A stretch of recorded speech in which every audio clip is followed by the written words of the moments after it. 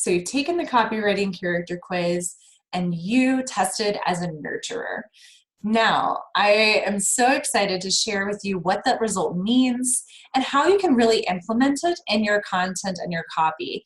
Furthermore, you can actually hand off your results to your team so that they can better understand how to speak like you, so that they can take some of that content creation off of your plate and you can get back to doing the things that you do best.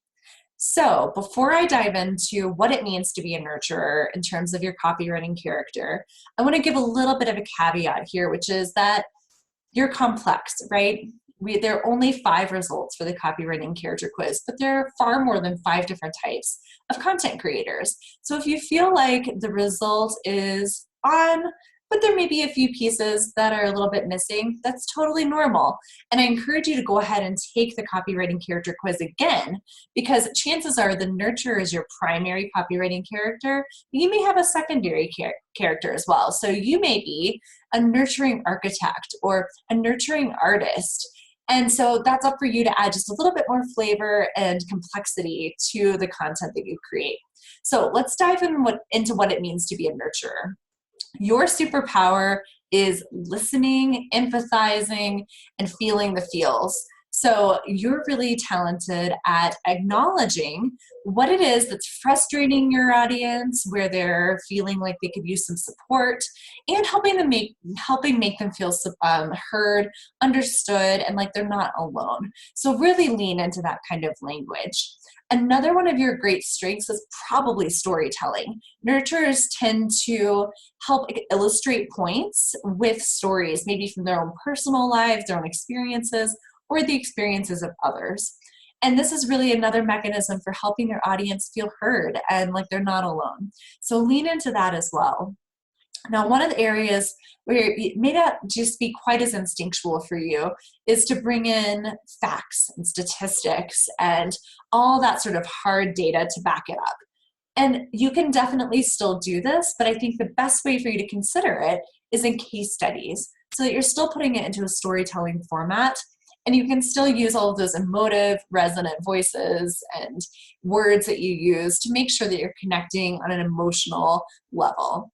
So to wrap things up, bear in mind as you go through your results that you may have more words than in the word bank that you like to use and that are really representative of your values and voice.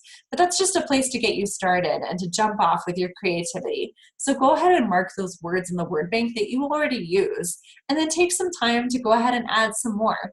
This will help your team as they start to take over your content and copy and help them take away some of that editing pain for you so that you're not spending quite as long making those changes and tweaks so that it sounds more like you. Okay, again, remember, your superpower is listening, feeling, helping people feel like they're not alone, they've been heard, understood, that you're there to support them. One final note that I want to pass along is we always hear about pain points when it comes to copywriting.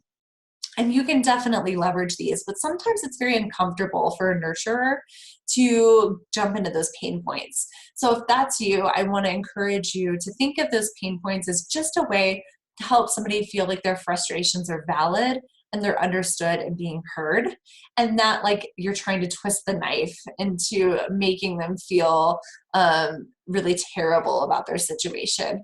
And then bear in mind too, as you go through those pain points, make sure you follow them up with positive, upbeat language saying, hey, there's a solution for this, and I'm going to help you find it. We're in this together. That kind of language is absolutely natural for a nurturer. And if this is sounding resonant to you, then I think you tested exactly right. So I hope that the world recognizes you for the gift that you are as a nurturer, because you're really here to help people feel their best, and you excel at that. And so I hope that your copy then also reflects that great strength. Thanks so much for listening.